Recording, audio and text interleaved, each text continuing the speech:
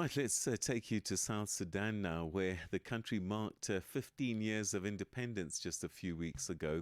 But the world's youngest nation is still no closer to peace.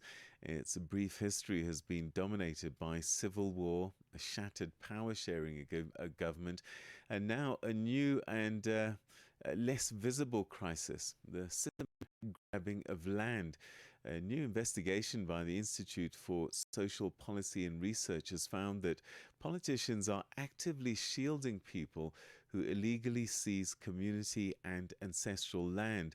Land that, in a country still recovering from decades of conflict, is often all that families have left. Well, researchers say that the practice is thriving in a vacuum left by weak state institutions, and that it stretches from small community plots to large tracts of sought after land by foreign investors. Well, to unpack what all of this means for South Sudan's fragile stability, we're now joined by Daniel Akech Thiong, who's a senior analyst for South Sudan at the International Crisis Group, and he's also the author of Politics of Fear in South Sudan. Daniel, thanks very much indeed for joining us, and welcome to the program. It's a pleasure to join. So, South Sudan has just marked, 15 years since independence, yet the country remains gripped by conflict and instability. And for our Pan African listeners who may not be following South Sudan very closely, paint a picture for us of where the country stands right now, politically and socially. Yeah, it's South Sudan. It's really facing major conflicts today. There is increasing political exclusions at the political level in Juba. There are lots of suffering, mass displacements happening because the country is actually back at civil war, which ended 8 years ago. So that's really where South Sudan stands, but it's a country that is coming from liberation struggles, which was waged for more than 20 years, a bloody civil war between the southern regions and the central government in Khartoum. And this led to the succession, the creation of South Sudan in 2011, a country that was created by a mass population, more than 90%, 98% of people voted to separate, to create independent South Sudan. So it was very unique in the history of the continent, a country created through a democratic process. But unfortunately, it has been evading elections for a very long time. 15 years later, there is no elections in sight. There are talks of elections happening this end of this year, but the war that is happening, the insecurity that is rampant, the economic collapse caused by the financial vulnerability of South Sudan to the neighboring Sudan, because its South Sudan government relies for 90% of its budget on oil, which has to be transported to the national market through Sudan, which is also going through a civil war as we speak. So this kind of is painting a picture of sort of like the goal, the ambitions of the liberation movements had somehow been hijacked by the political class that has been engaging more on private enrichments rather than delivering the visions of the liberation movement, which was basically to create a country on a new basis. This was the goal of the Sudan's People Liberation Movement that fought in Sudan. They wanted a united country on a new basis that would respect the rights of everyone. So this is really the backgrounds on which everything that we are seeing now, the land grabbing, which I can talk about next, it's happening. So. Well, let's talk about this new report this week from the Institute of Social Policy and Research, which says that politicians are actually shielding people who are illegally grabbing community land. How significant a problem is this, and how does it differ from land disputes that we've seen in South Sudan before? This has also a history. When South Sudan was struggling through two civil wars which started in the 50s and extended to the 80s. these civil wars, the South Sudanese were feeling that they were actually in the periphery of the center, the power of the center of power in Khartoum. So the liberators, the leaders of the liberation movements came up with a policy, a land policy, to shield the southern regions from the central government, which was viewed as external, extractive. So the idea was to create a law that says lands in South Sudan belongs to the communities. But once the government in Khartoum was pushed out, and then it's South Sudanese leaders who became now the government, this policy has not yet been reviewed. So this is creating a conflict where the communities on paper are told that the lands belongs to them.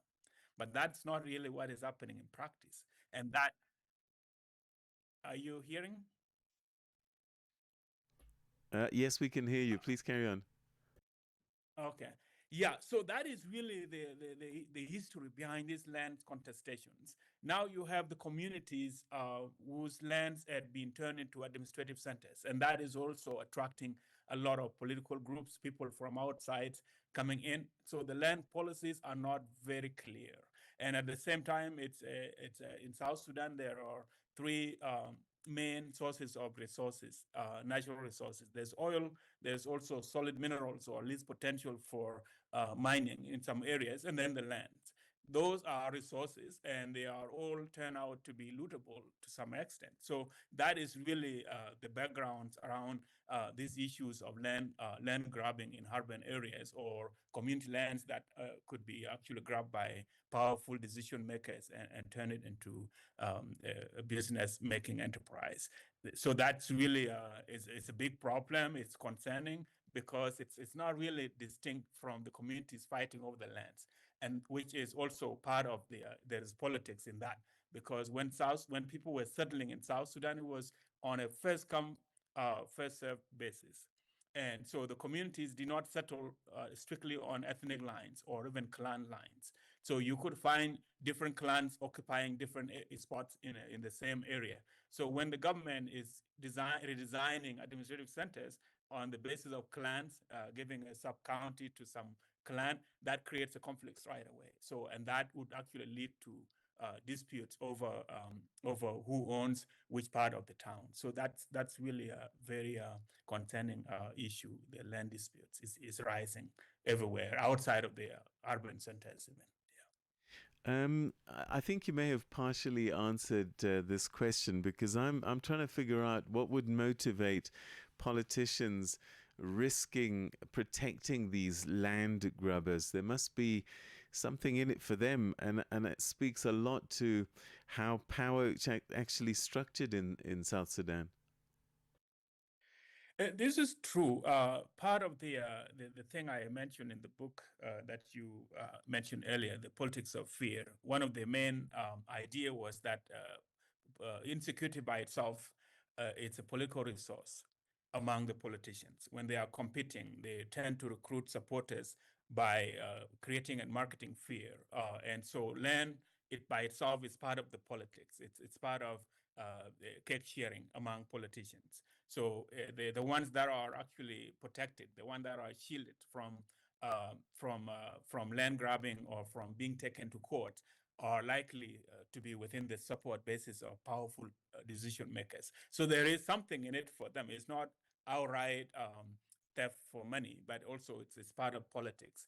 Control of administrative centers has always been at the center of politics in Southern Sudan before it even became independent. So that seems to be what is happening. If you look at the towns, the way they were located, it was largely based on politics and the benefits. The politicians, the decision makers are designing, they're curving out these areas to benefit their supporters. And in return, they could outdo their rivals. So there is contestations that is being taken in that direction. This is happening also in other solid and liquid minerals also. These contestations where land is actually an asset that could be exploited for political influence. I guess for many Sudanese families, this land is pretty much tied to their entire livelihoods. What does this loss of land mean for them in practical terms?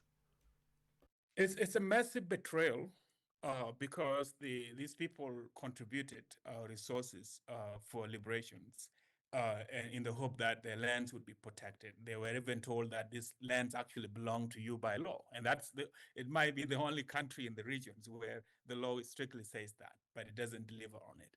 So this is a massive betrayal because the politicians we're talking about, it raises the question of whether they are actually representing these people or they are just operating on their own, because that's one of the biggest lost of the sort of loss of ideology among the liberation heroes of the past. They had ideologies of protecting the communities, but the movements we are seeing now are not really focusing on that. There is a disconnect between the grassroots empowerment, which was one of the ambitions of the Sudan's People Liberation Movement.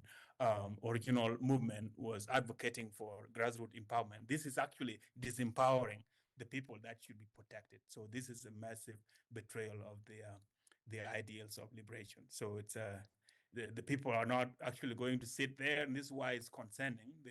There has been a feeling which is everywhere in South Sudan where the people felt abandoned by these states.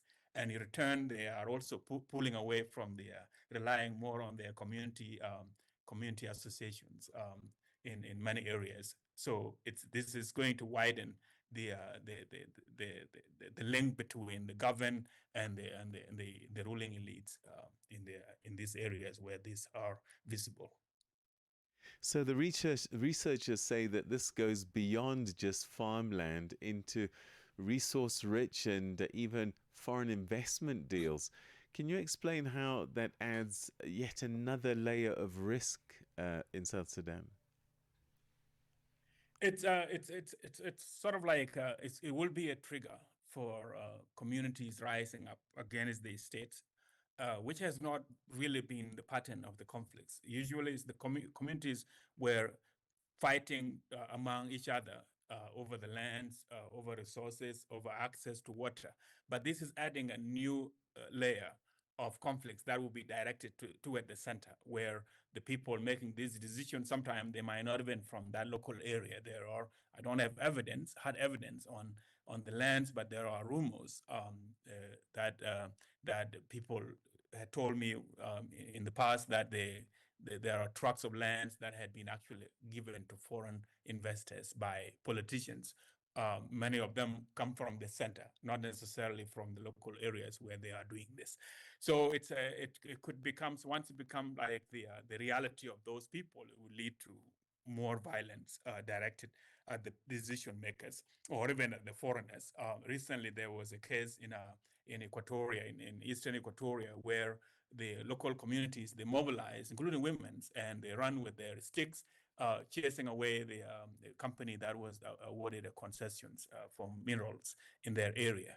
So, and this was not very organized, so it could lead to violence, and that violence could also escalate into fueling or exacerbating the ongoing civil war that we are already seeing in the country. Yeah.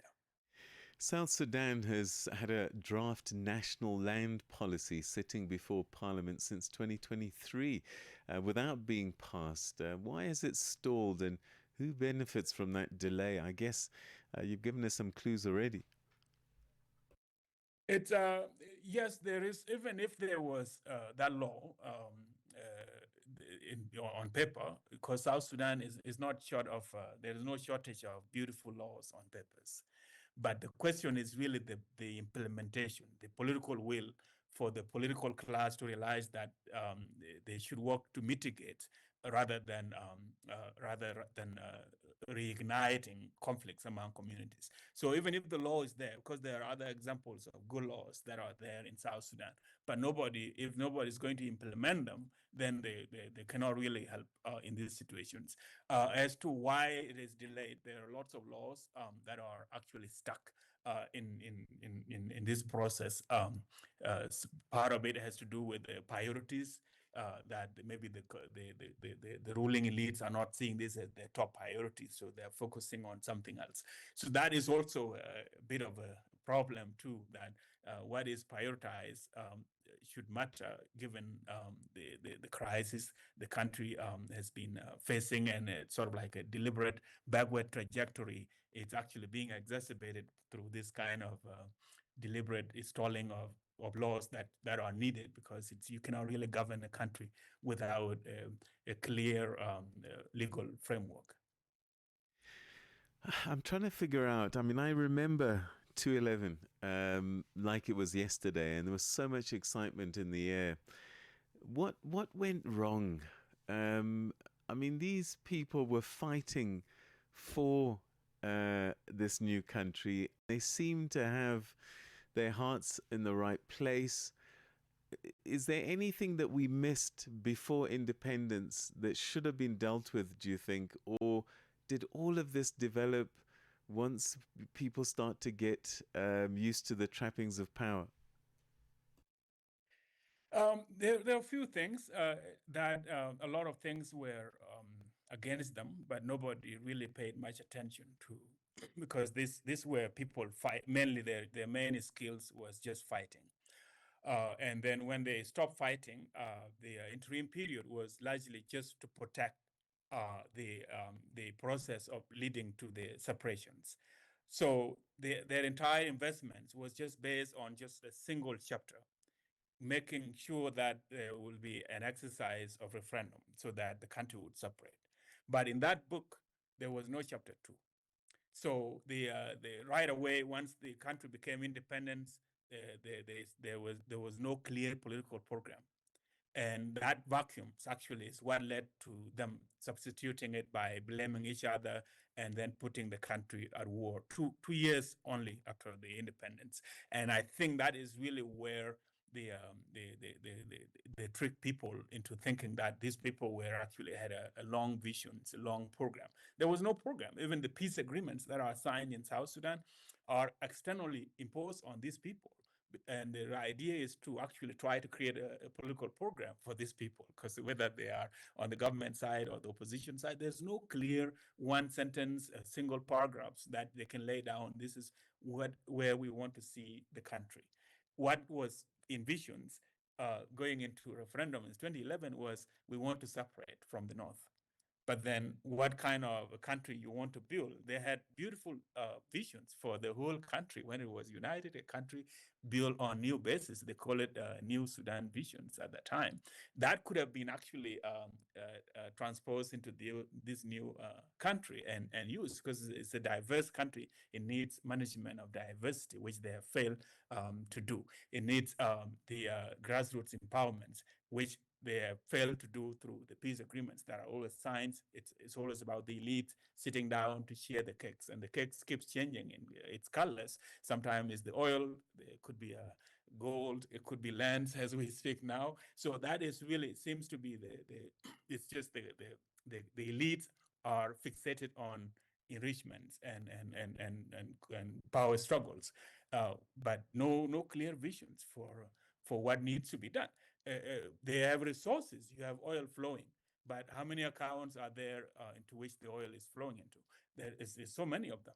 So they need accountability to be able to manage those resources, and that is also really part of what is lacking in making them fail, because it's treated like it's a poor country, but it's receiving lots of money from oil, which could have been turned into creating a productive sector. Today, South Sudan does not produce anything. It relies on even basic goods like cereals is exported from the neighboring countries. More than 60% of that comes from Uganda and Kenya. So that it's just basic, just to be able to survive. We cannot even talk of infrastructure, connectivity. Lots of areas are not connected. So that it's such a loss. It's a failure that is so epic. It's shock everybody that these people, we thought they had it together, but then look at what happened. So maybe it's a lesson for aspiring revolutionaries in the continents to kind of like make sure that you have the rest of the chapters when you want to engage in creating an independent country or aspire to change things, to bring transformations. There has to be other chapters. You cannot think that you will actually deal with them afterwards. So that's the thinking was not really long enough. It was not elaborate to incorporate the whole visions, and also governing any entity is not easy. It's not as like fighting, because fighting is destructions. Anybody can do that, but sitting down to think about how to govern, how to provide services, it's not a very easy thing. It requires thinking. So that's really how I would look at it. Daniel, it's been great talking to you. Thank you so much indeed. Your insights and analysis greatly appreciated. Thanks so much for your time. Thanks for having me. So that was Daniel Akech Thiong, who's a senior analyst for South Sudan at the International Crisis Group, making sense of this sad story of South Sudan and with the many problems that it already has. We're seeing land grabbing and depriving land to people who need it most. It's 7:30 Central African Time. It's time now for your news headlines with Jwalani Tulongwepe.